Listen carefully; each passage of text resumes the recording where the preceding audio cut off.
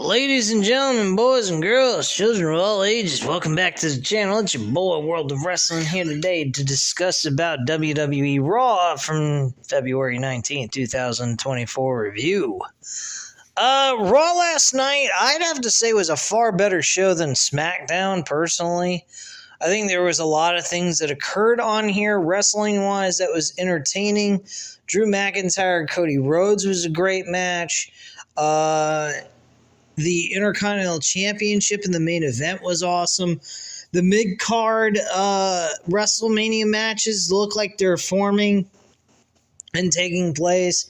There's belief that Sami Zayn might be the guy that will be beating Gunther for the IC Championship, which I do like, but, I mean, he's already done that in his career, winning the IC title, but I think it has a lot more to do with who's holding the title that makes it more important and gives it more prestige as to why Sami Zayn winning the Intercontinental title is kind of an exciting thing to do here at WrestleMania.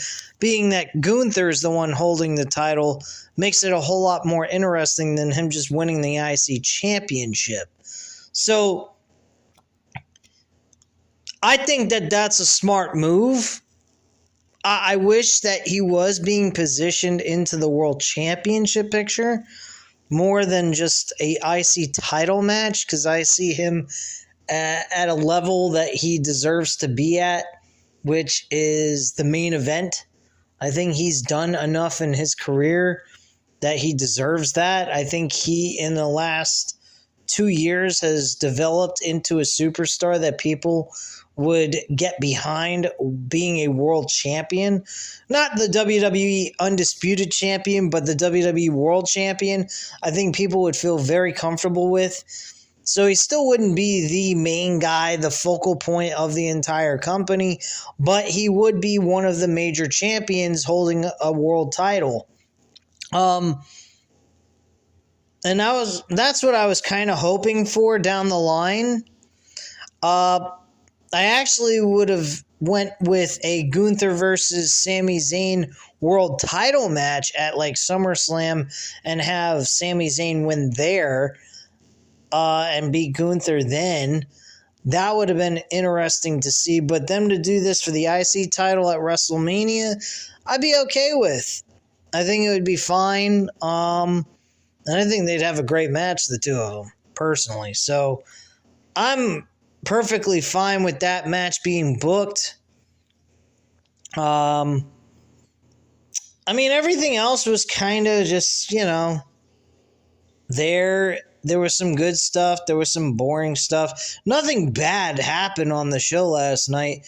It just seems like the show is kind of like,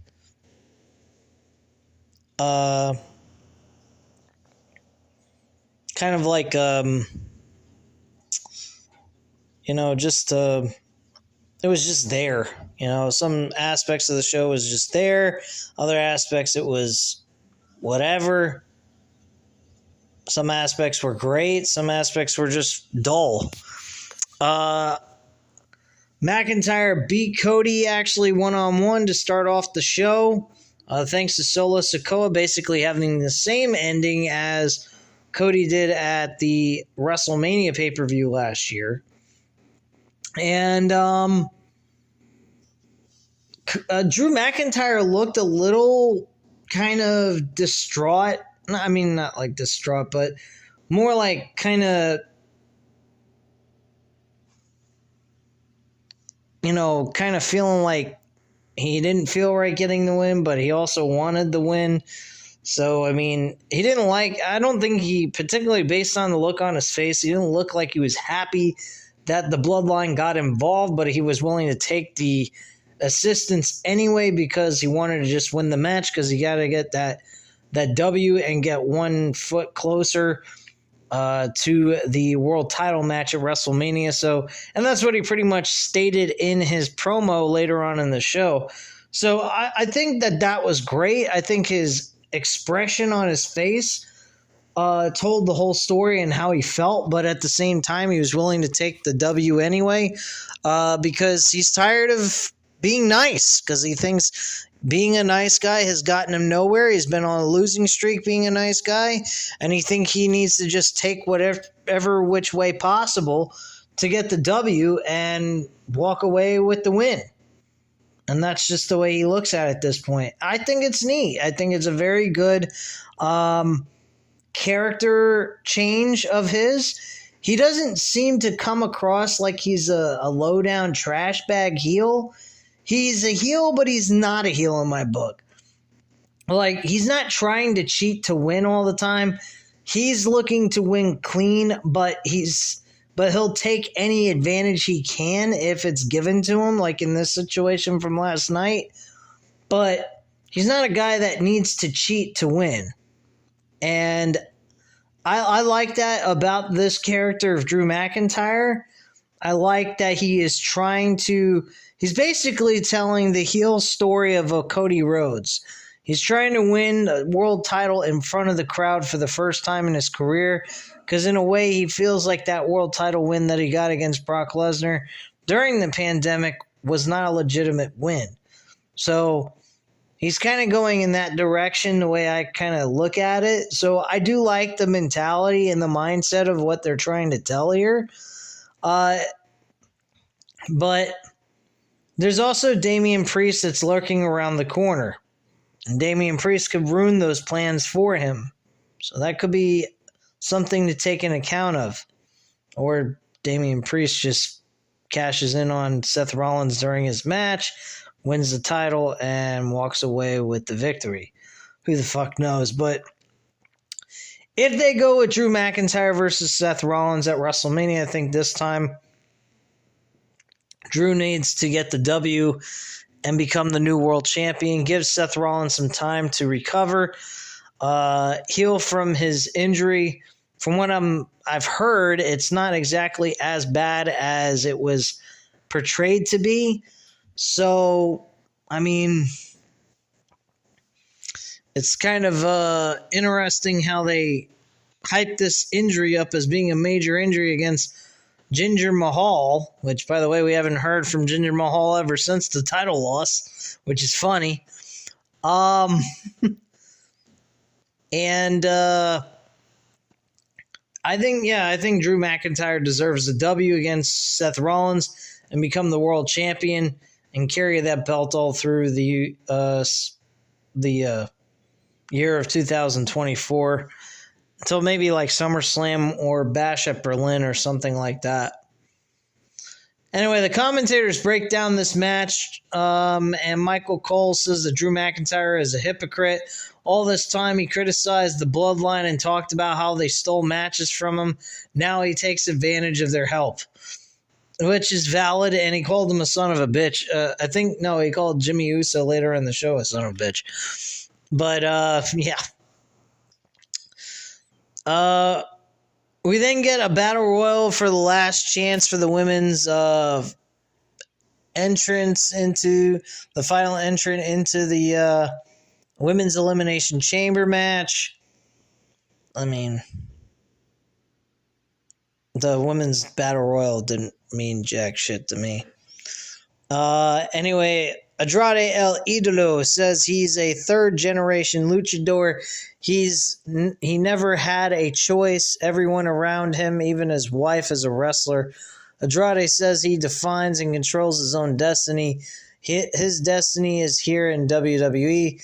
The era of Andrade El Idolo has begun. So he got to keep his AEW name that he had and transition that name over to WWE, which I think is great. Because Andrade I forgot what his original name was, actually. Anyway, Pat McAfee uses a telestrator to highlight what just happened at the end of the match with Cody Rhodes and Drew McIntyre. Thought this was a little interesting. They're kind of throwing in some old school football replay mentality here by showing the replay of the actual footage and like having their own like drawings and shit illustrating what they're trying to talk about. I thought that was kind of interesting. Raw GM Adam Pearce walks into the trainer's room to check on Cody Rhodes, who is clenching at his throat, and Pearce asks if there is anything he can do. Rhodes says he's fine. Seth Rollins walks in and takes his glasses off, and Rollins looks at Rhodes and pats him on the knee before leaving. So apparently he's still offering him the opportunity to take advantage of his help if he needs it. And that's pretty much it. Anyway, Seth Rollins and Cody Rhodes will be guests on the Grayson Waller Effect this Saturday at the Elimination Chamber, obviously because of what Paul Heyman and Grayson Waller were discussing backstage, which we have no idea what that was. So that should be interesting, how that all unfolds. I'm sure the Bloodline will have something to do with that. We get a video package, the Women's Elimination Chamber featuring Becky Lynch, blah, blah, blah, yada, yada, yada. We get the Last Chance Battle Royal match, and Raquel Rodriguez ends up winning the match. And that was an obvious one once she came into the match. So she's the final participant of the match for the Elimination Chamber to get a shot at the world title at WrestleMania. Backstage, we have Jey Uso says he's bringing down the Empire tonight. He will be the new Intercontinental tonight. Yeet. And Jey Uso will battle the Ring General, Gunther, for the WWE IC Championship later on tonight. The Women's World Champion Rhea Ripley and Nia Jax will participate in a sit-down interview next. So WWE promotes Jelly Roll's Beautiful Broken Tour. Tickets go on sale on March 1st. Who the fuck gives a shit? Anyway, Women's World Champion Rhea Ripley and Nia Jax are shown on split screens, seated in separate rooms. Michael Cole asked Ripley if she has butterflies heading into her hometown, her home country. Ripley says this is her first chance to compete in her home country as a WWE champion. The last time she was there was part of an independent scene several years ago. When she came to WWE, she was uncomfortable in her own skin. She had to remind herself who she is, who she was, and she's Rhea Bloody Ripley, the most dominant woman in WWE. Nia Jax sarcastically says that was cute. She is twice Ripley's size and triple her talent. Okay, I'd go with the size, but the talent? No, I'd have to disagree with that. Jax is happy this is happening in her homeland. When she squashes Ripley again, Mommy will go home crying to her mommy. And Ripley says Jax can talk all she wants and attack her from behind all she wants. When she's face-to-face with her in Perth, Australia, listening to everyone screaming for Mommy, she'll crumble. And Jax's nightmares will become a reality when she realizes she's just not good enough. Ripley says she'll see her in Perth and leaves. And Jax snares into the camera. Big whoop-de-fucky-do on that one. Next, Netflix executives are shown at ringside. WWE will be coming to Netflix WWE Raw will be coming to Netflix in January 2025. Okay, whoop-de-fucky-do. Anyway, there's a video package. Jackie Redmond narrates a video about R-Truth not being in the Judgment Day. R-Truth says when he first met them, their smiles lit up the room. It was special, like the first time John Cena tried on a jean shorts. Redmond asks how much of this R-Truth blames on Damian Priest. As how much of this R-Truth blames on Damian Priest, and R-Truth says Priest broke his heart. He hasn't cried this much since the final season of This Is Us. This is fucking ridiculous. Redmond asks if he can ever let anyone in again after going through all this. R-Truth says he has new friends. The Heartbreak Kid Shawn Michaels as Johnny Gargano, and the Cerebral Assassin Triple H Tommaso Ciampa, which they actually mark those names out and say they are not those people.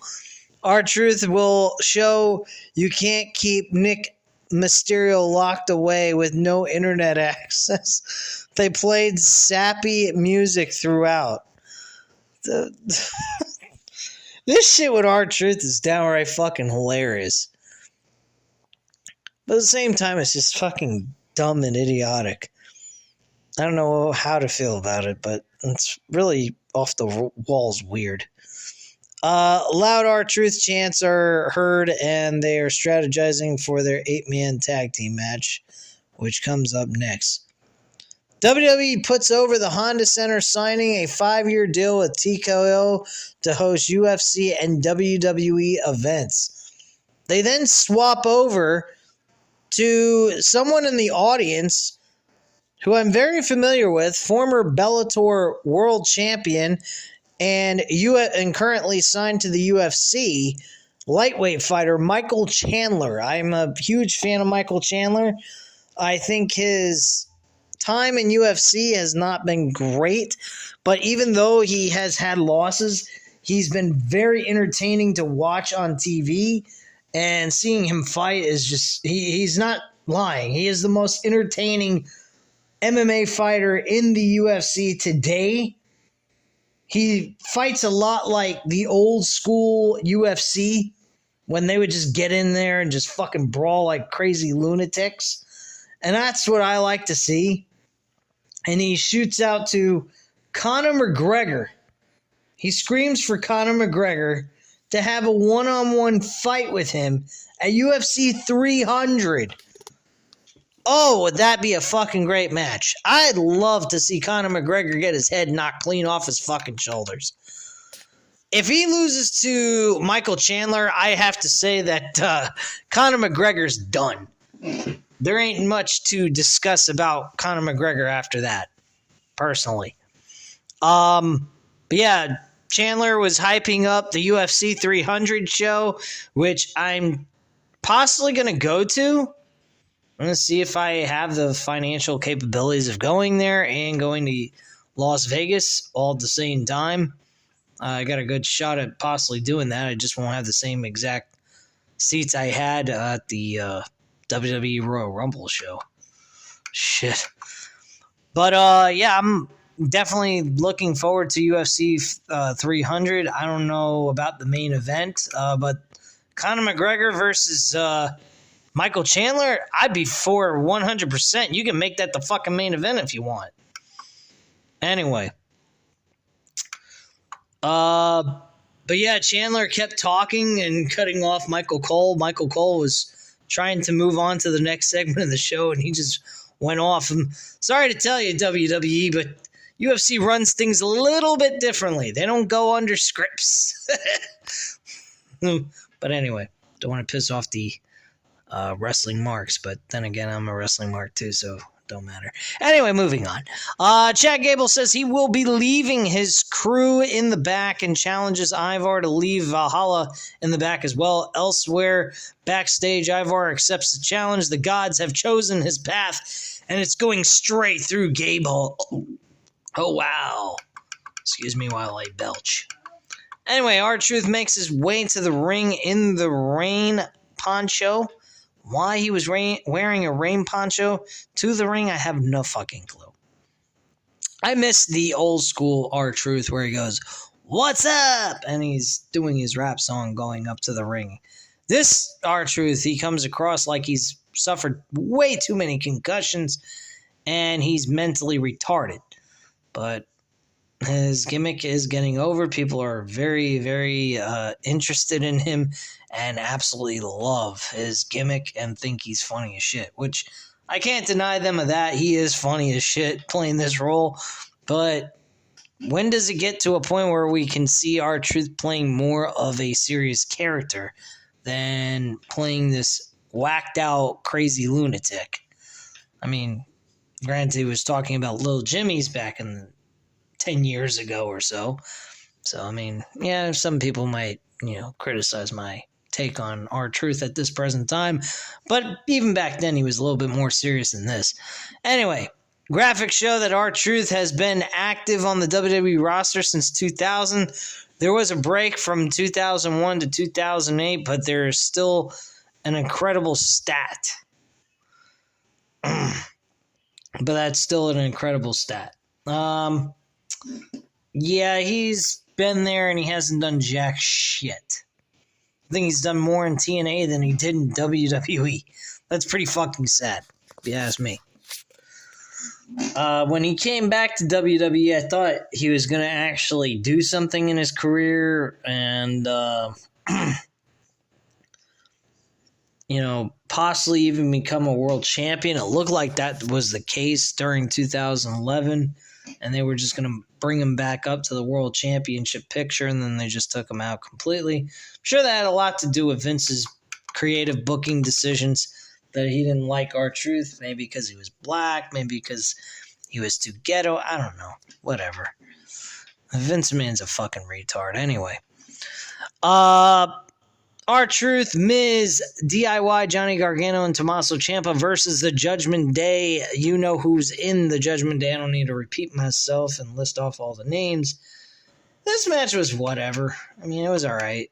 Nothing spectacular happened here. I mean, the Judgment Day walk away with the victory. Priest slams R-Truth with South of Heaven for the win. I mean, there's a lot of people projecting that R-Truth is going to win the tag team titles with The Miz at WrestleMania. I think that's a great setup.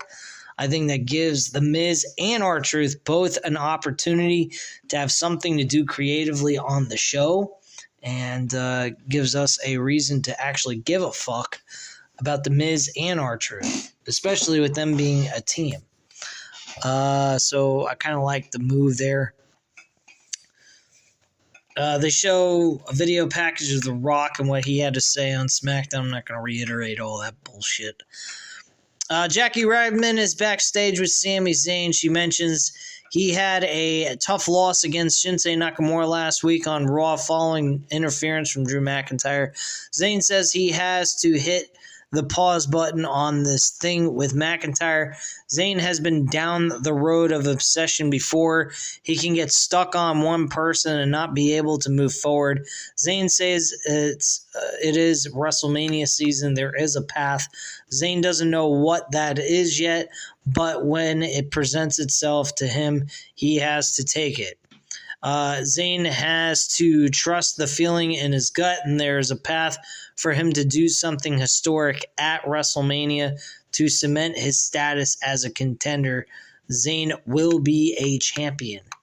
So there's the clue right there that people are getting off on. Since he didn't say world champion like he said the last couple of weeks, he's settling at this point to just be a champion of some sort. So obviously, him not being in a tag team anymore, Kevin Owens is on SmackDown, he's on Raw, and the only other champion to challenge at this point would be Gunther for the IC title. That's a perfect reason why they think that it's going to be Gunther for Sami Zayn to challenge for the IC title and be the guy to take down Gunther at that point, which I agree with. I think that would be a perfect way of giving Sami Zayn the opportunity to have a big moment at WrestleMania, even though he's not part of a world championship opportunity. So I think that's the best move they can make at this point, but it is what it is. Anyway, Becky Lynch addresses being in the Elimination Chamber for the first time in her career. The man, Becky Lynch, makes her way to the ring with a nice ovation, and Becky chants, "Fire up." Lynch shoots, "The man has come around to Anaheim." Lynch says they have been an amazing crowd tonight. I don't know about that. I wasn't really all enthused by the crowd. They didn't really get me all excited. It's more the wrestling than anything else. She has been lucky enough in her career that she has gotten to do some amazing things. There aren't a lot of new things for her anymore except for this hat that she's wearing. That's new, by the way, she says.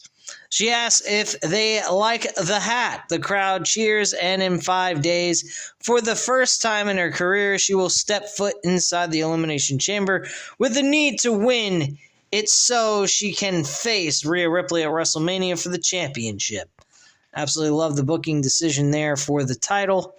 Pat McAfee says it could be Nia Jax. Lynch and Ripley have been dancing around each other for the past year, and Mommy and the Man will collide at some point. When they inevitably do, it will inevitably be the fight of their lives. They both live for this, and they both love this. How they've been living recently has been different. For the past year, Ripley has been the talk of the town, and she's been riding a wave that comes once in a lifetime and propped up by the Judgment Day, the truth haters. There's Lynch, the biggest threat to her championship, who's been hiding in plain sight. Lynch has been fighting anyone and propping up the division.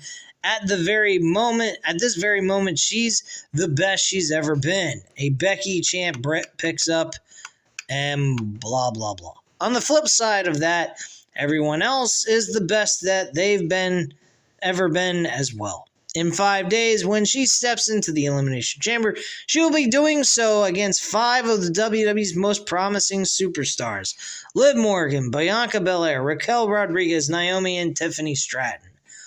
While I'm not a huge fan of Tiffany Stratton, I think she absolutely sucks. I hope she's the first one eliminated. Anyway, while she doesn't have anything against these women, she has beaten most of them, but never inside the confines of a cage built with steel and glass with the ultimate prize on the line. WrestleMania is hanging in the balance. She has worked too hard.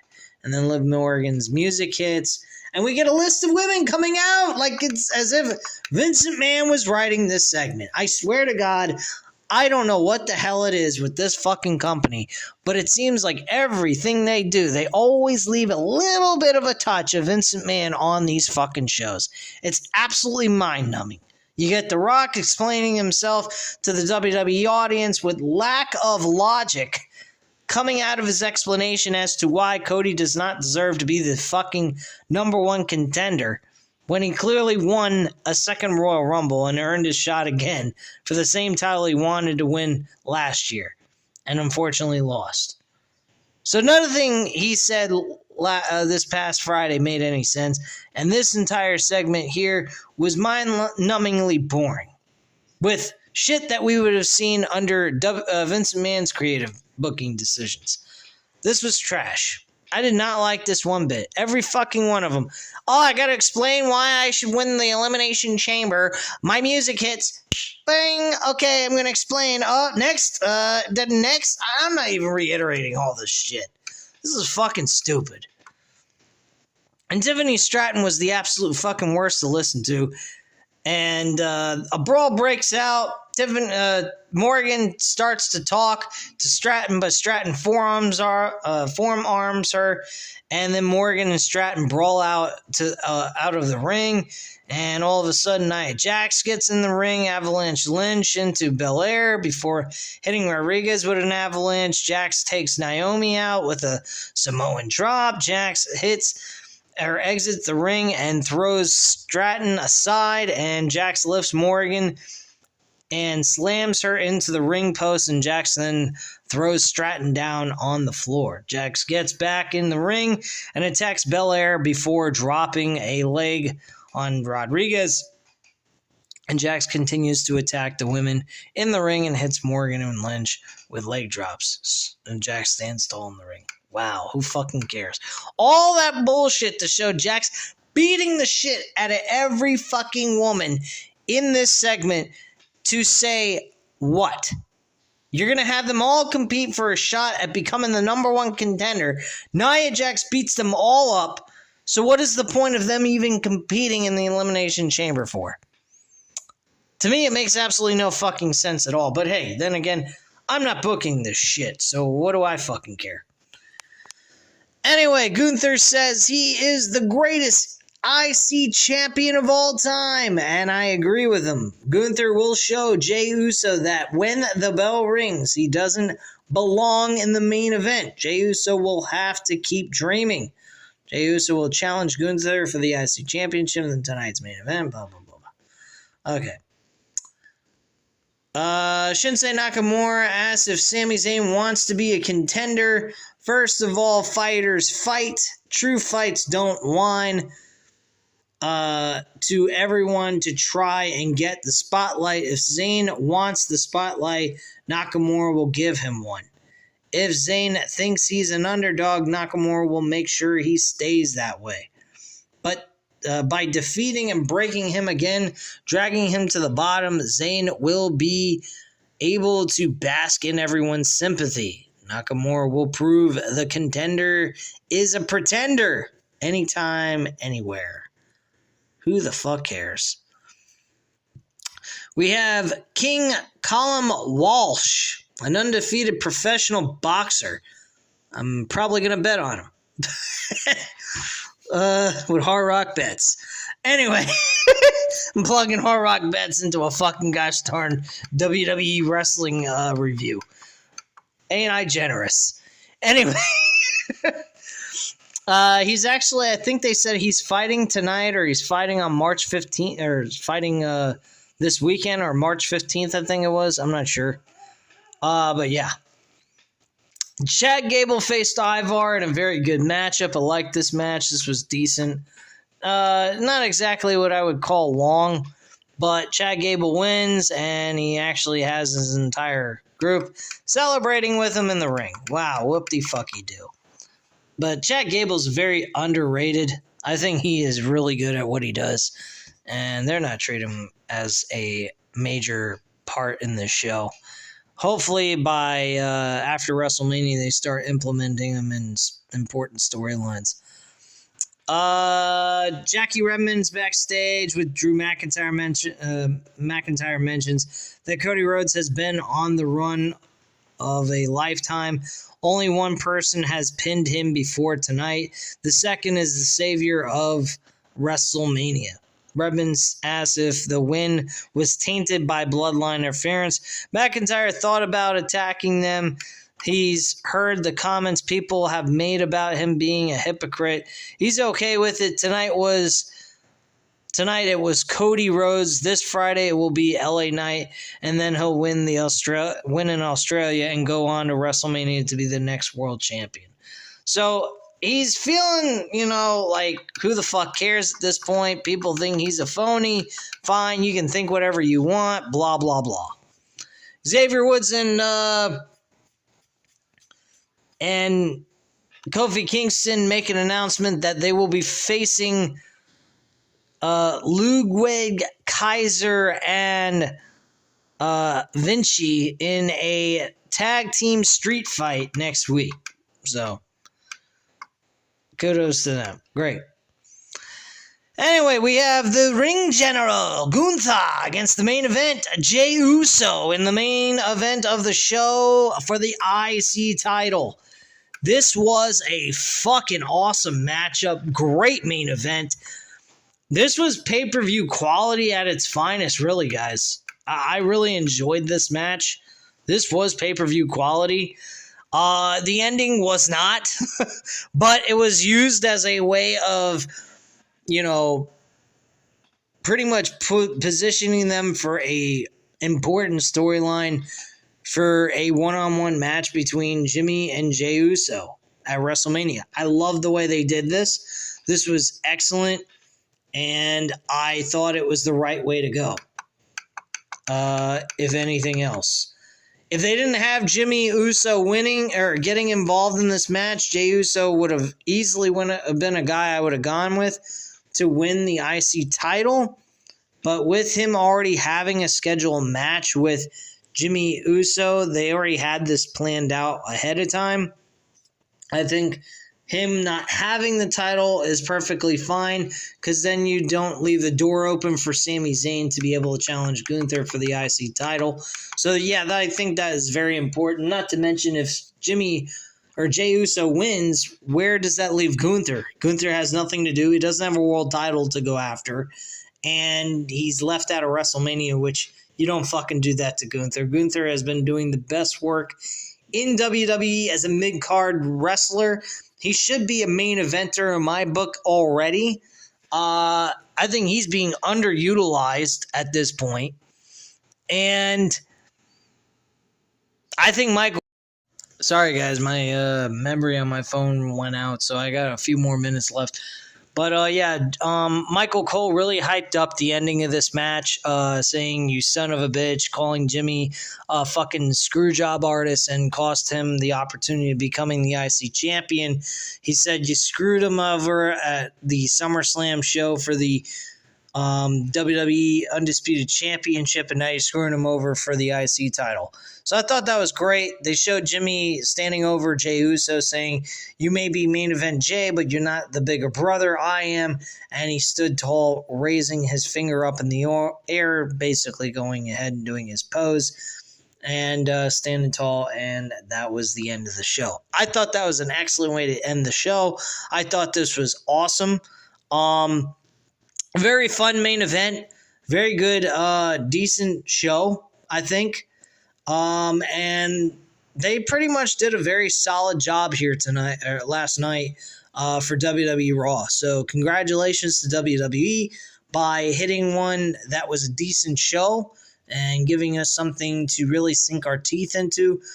They did a great job building up the mid-card matches for WrestleMania now in the month of February already.